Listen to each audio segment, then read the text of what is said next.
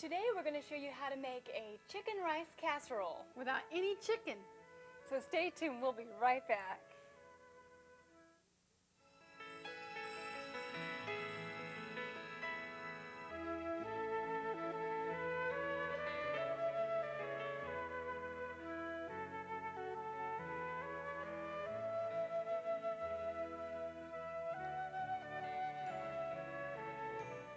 Hi, I'm so glad you could be here with us today. My name is Audrey, and these are my two sisters, Trishonna and Emberly. We're the Benton Sisters. Welcome to Food for Thought. I want to share a Bible text with you from 1 Corinthians 6, verse 19, which says, "Do you not know that your body is the temple of the Holy Spirit who is in you, who you have from God? For ye are not your own, you are bought with a price. Therefore glorify God in your body and in your spirit, which are God's." We want to glorify God in everything that we do, including the food that we eat.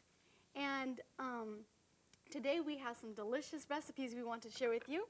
Emily, how about if you read off the first recipe card for us? Okay. You'll need, for your chicken rice casserole, 1 16-ounce bag of brown rice cooked, or 7 cups of cooked rice, 2 cups of water, 2/3 cup of cashews, 3 tablespoons of McKay's chicken-style seasoning, 1/2 cup of celery, or you can use water chestnuts chopped, 1 4-ounce can of mushrooms, optional, 1/2 cup of slivered almonds, fresh roasted, 1 tub of firm tofu, frozen or fresh, 1 medium onion minced, and 1/4 cup of red bell pepper chopped. That sounds good. There's lots of ingredients there, so how do you start putting this together? Okay, let's go ahead, and we have our rice already measured out in our bowl, and we can go ahead and add our ingredients into the blender. We need a blender down here. We can add our cornstarch and our cashews and our chicken seasoning. Make sure you, when you purchase a chicken seasoning, you can find it at the health food store, and make sure you get it with no whey and no MSG, because there's different kinds of chicken seasonings, so you always want to read labels. Can you hand me a spoon over there? There's a lot of wonderful things you can make from rice, including rice milk. Rice, especially the whole brown rice, is high in fiber and has a lot of vitamins and minerals. In fact, wild rice is really good for us too, and it has about twice the amount of protein than brown rice does. And it's also low in fat, but it's high in the vitamin B complexes. And it contains magnesium, potassium, phosphorus, and zinc. And much better for us than white rice. White rice has been polished, and so there's a lot of the vitamins and minerals have been taken away from them. So we want to have more brown rice in our diet than white. And if you can find a place for wild rice, then that's even better too. And it also, brown rice has a lot of fiber in it, which is good and which we need. You know, just add 1/2 of this to the blender. Okay. This is 2 cups of water. You know, at the beginning of the week, just make up a big batch of rice. And the way I like to, and you can make all kinds of things for that week with the rice. You can make, help me think of things you can make. You can make rice patties. You can make rice patties. Rice milk. And you can make a chicken rice casserole like what we're going to show you today. And you can also make mazidra. Mazidra is like haystacks. It's a Lebanese dish where you have rice and lentils and a salad on top with dressing. With a dressing made out of tahini. It's really good. And then also you can just have it on your for breakfast. Something with cereal is really good. Just hot rice. Yeah, and rice is so good for you. You can make all kinds of things during the day. You can make Spanish rice out of it. And one of our programs, we showed you how to make a cheese recipe that's dairy-free. And if you didn't get that recipe, you can call in for it. The recipe you can pour, the cheese recipe you can pour over the rice and then cook it up in the oven, and you have a delicious cheesy rice, and it's so good for a casserole. Sounds delicious. And also you can make Spanish rice with it, and so make up a big pot of rice. It's really good for you, and you can make all kinds of things during the week with the rice, which will help to make your cooking a lot easier. So go ahead and blend. Okay.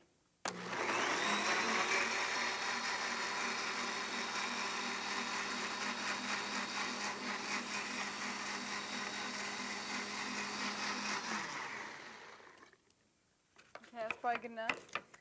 And Okay. usually when you go ahead and add the rest of the water. All right. Usually when you use cashews, you want to blend it for about a minute so that way it's satiny smooth. And so we're just not blending as long this time just to save time. And we use cashew butter for saving time also, Yeah, right? and if you want to use cashew butter instead of the cashew nuts themselves, Then you can- wouldn't have to blend as long. and you could use was it half the Half the quantity the recipe calls for Okay, in butter. because it's more concentrated. Right.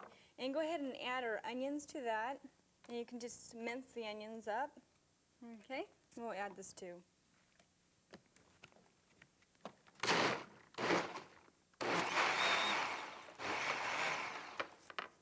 That's a fast and easy way to get your onions minced. You don't have to take the time to chop them and you don't have to worry about crying. Yes. Did you want that in here? No, I'm going to go ahead and mince up the celery for this dish, and you can also use watered chestnuts. And go ahead and pour that over and stir it up. And let me get you a spoon. Smelling good already. Okay. And I think we're through with the Bosch machine. And cashews are high in calcium, and they don't have that much fat in them. In fact, it's essential fatty acids in the cashews that are good for us. And so when you think of replacing all your oil with nuts and using less or even eliminating dairy products out of your diet, you're doing much better in improving your health. And you don't have to worry about having hardening of the arteries or plaque buildup or the cholesterol in your diet. Cholesterol actually is something that just comes from animals, and we humans make all the cholesterol we need, so any additional cholesterol in our diet isn't really needed, and we get too much from the dairy products and the meat that we, as typical Americans, on our typical American diet, eat.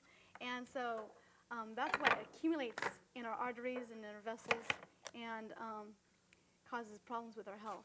I would like to share with you some information on cheese. In fact, you know, I remember as growing up, we used cheese on everything. And here it says it takes 8 pounds of milk to make 1 pound of most types of cheese. That's quite refined or concentrated down. In fact, with the result that just 1 ounce, an average slice of cheese, contains as much fat as a cup of whole milk.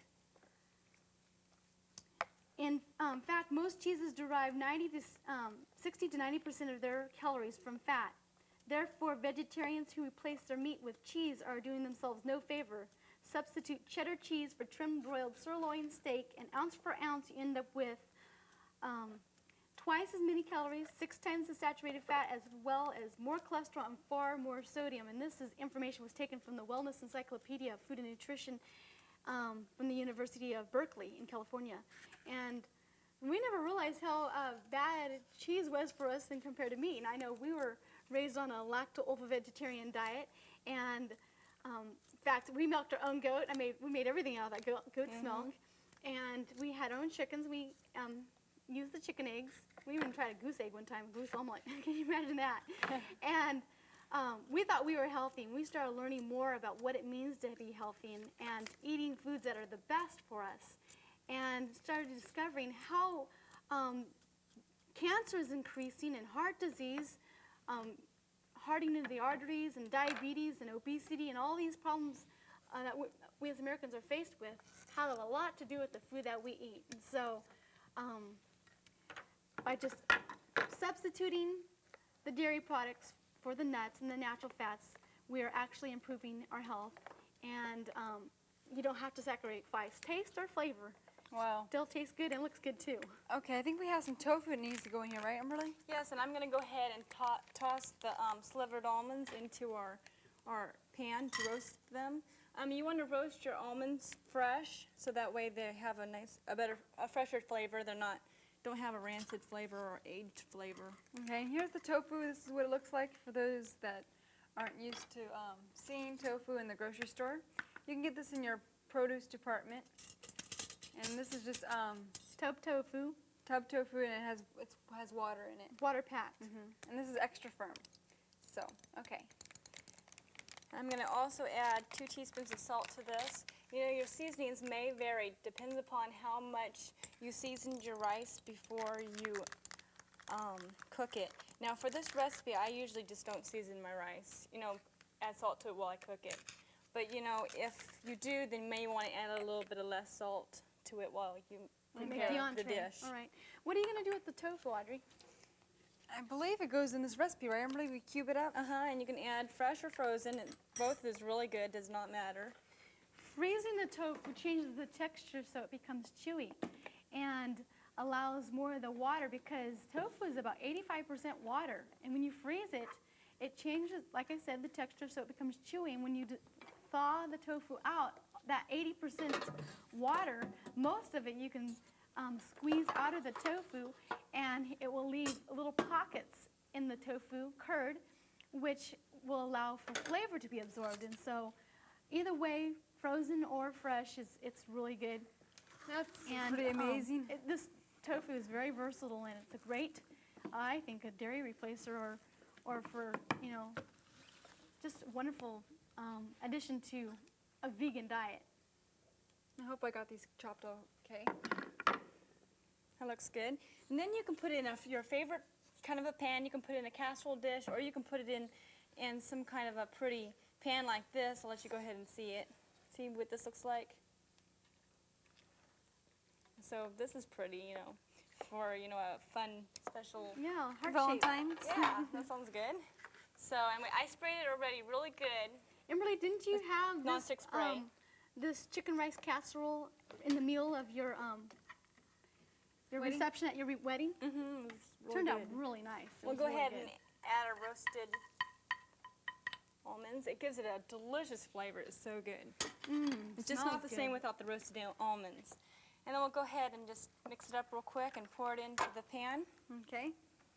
And now the tofu will absorb the flavor it's in here, so it won't be blah, right? Okay.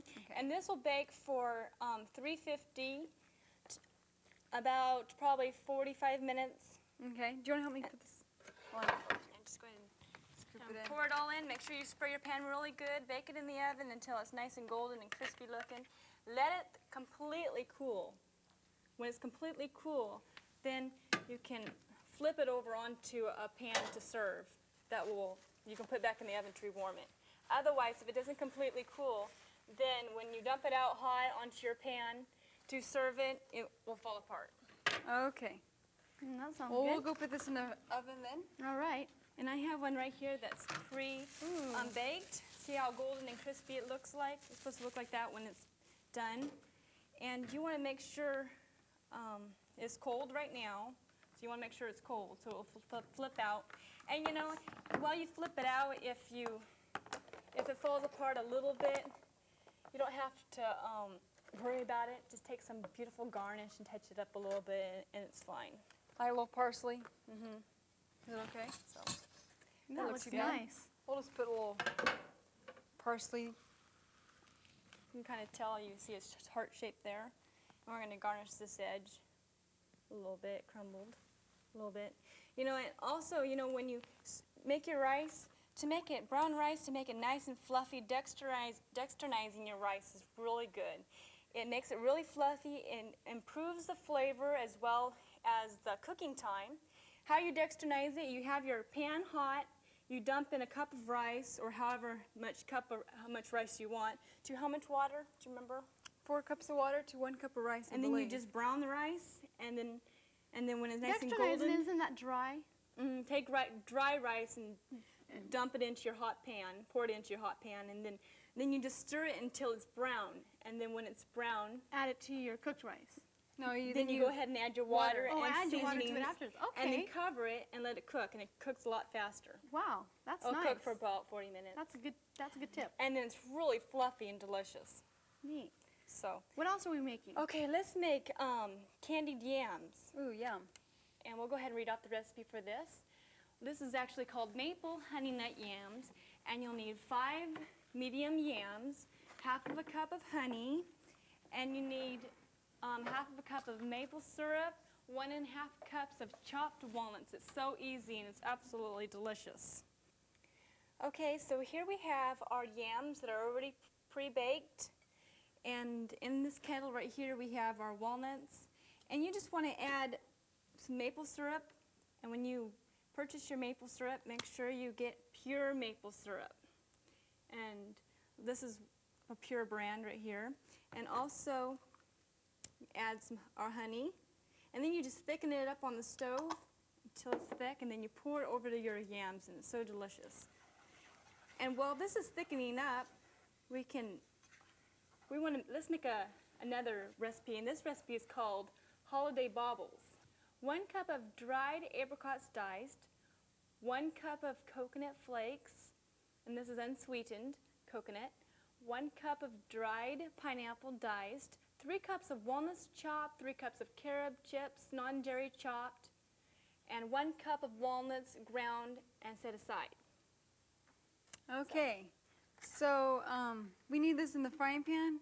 We're going to go ahead and take our carob chips, and this is to replace chocolate chips. And these carob chips are with no dairy, right? Right. Okay.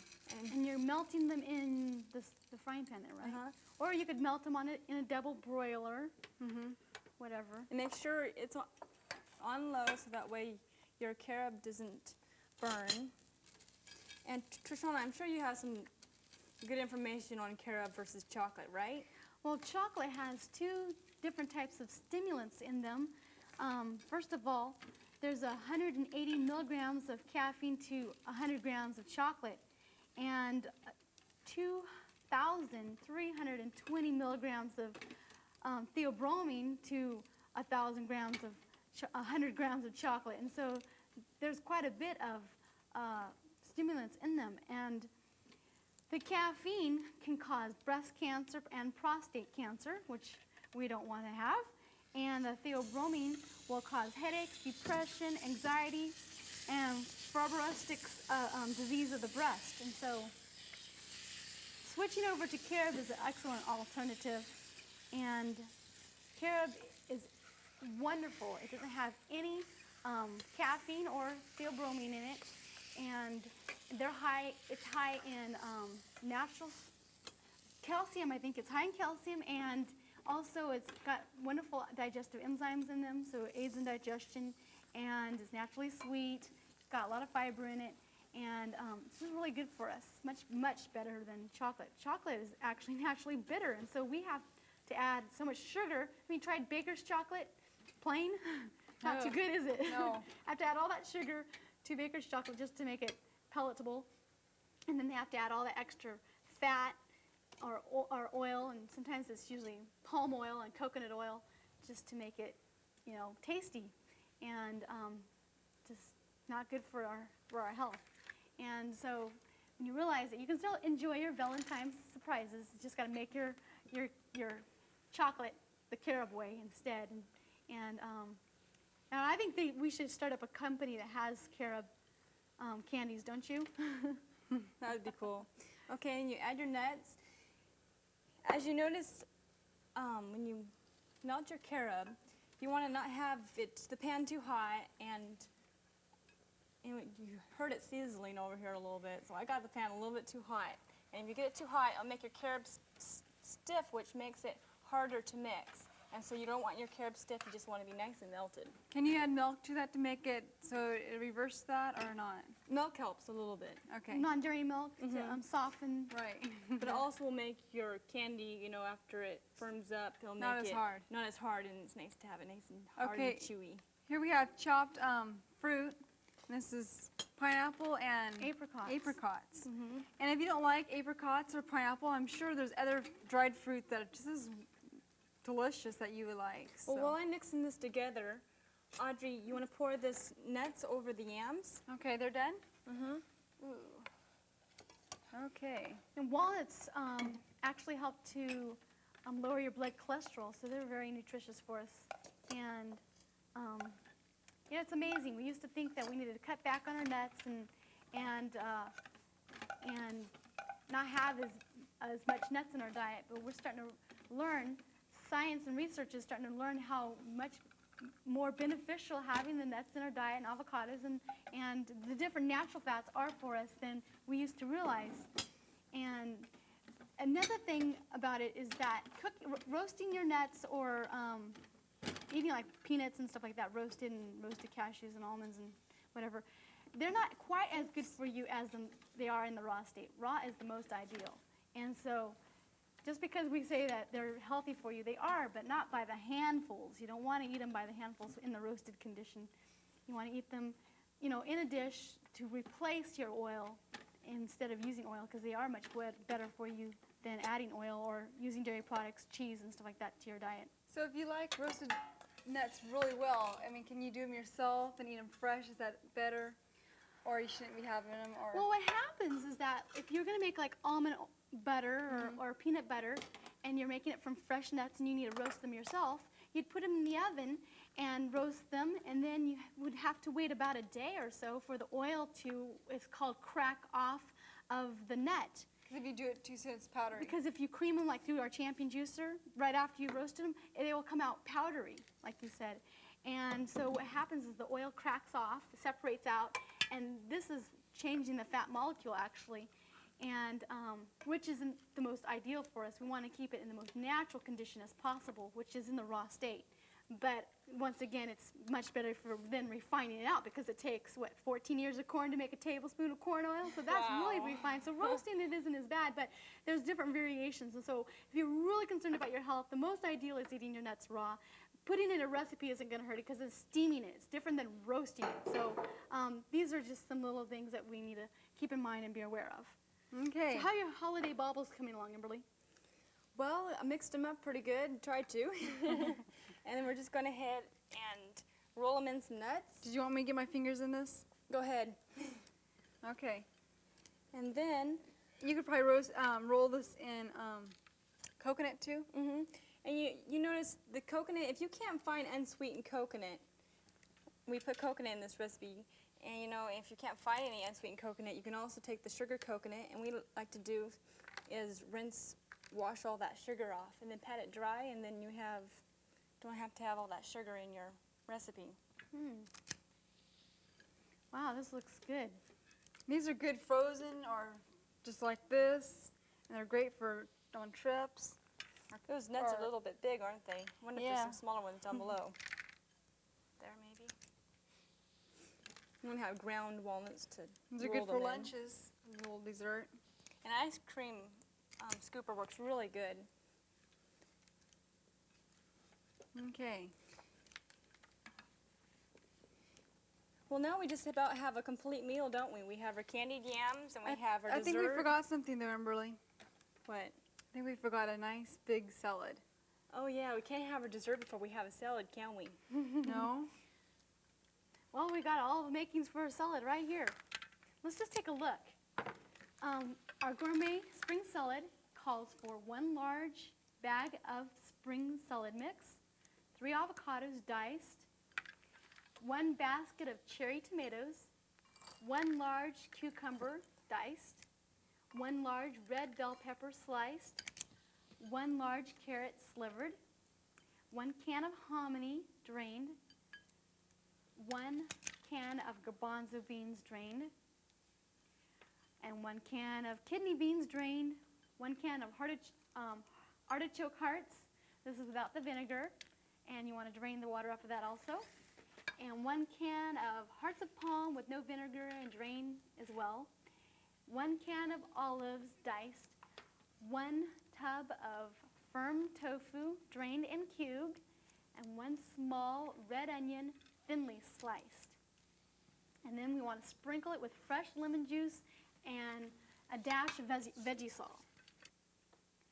Now we'll have some dill salad dressing to go with that, which calls for 1 package of morinu tofu, 1 teaspoon of salt, 2 tablespoons of lemon juice, and then add enough water to blend with half a teaspoon of salt, onion and garlic powder, and half a teaspoon of dill. Okay. Put all that in the blender, and it's really good. And this is the tofu you'd want to use for this. This is the morinu tofu, and it's a silken tofu, which is really good for dressings, and it's very mild flavor, so you don't have to worry about having that tofu flavor in your dressings like you would if you used the tub tofu. Right. And that recipe is so easy. You just take all those ingredients and blend them up, and you're done. It's just seconds. And so we can make a salad for you real quick. You can also use kale in your salad, which is really good, and spring mix. Spring mix has a lot of different baby leaves. It's a good way to get in all your variety of vegetables in your spring And mix the neat thing as about far as it, leaves go. and the neat thing about having the baby leaves is that you don't have to worry about cutting up your lettuce. Right. And so if you have leftover salad, put it in the refrigerator, and you don't have to worry about wilting like it would if you had, Chopped. cut it all up. And also, some spring mix call for edible flowers. Which is really fun. And it's so good, especially if you run into a snapdragon. Snapdragons taste so good. It tastes. I had one time. It tastes like bubble gum, kind of bubble gum flavor. It was really good. But they're very mild. Mm-hmm. Kale is also high in calcium, iron, and beta carotene, and it's a good source of fiber. And would you believe it? Kale has actually vitamin C in them. So that's really neat. And carrots are good for us. Tomatoes. Tomatoes are powerful antioxidant. They are good and have nutritional agent properties that fight cancer in breast, cervix, prostate, lung, and also the digestive tract. So we want to make sure we have those tomatoes. And if you have a garden, you are living like a king and queen. Those who have gardens are very blessed. And we're just sprinkling all our little Goodies on. Just make your salad colorful. Put everything you could think of in it, and it tastes so good. Just all your favorite vegetables. Just throw it in there. You can even throw in some frozen peas or corn. Or what I like to do in the summertime is take corn on the cob and just scrape off the corn and toss it in. And That's really good too. Well, just take a look at this table. Isn't this wonderful? We have lots of wonderful food here. The chicken rice casserole, the candied yams, the holiday bauble, and Beautiful salad. yes, all these wonderful food. Live food for live people. Enjoy cooking healthy food in your kitchen and do it with the words that say, I love you. Hope to see you again next time. May God bless you.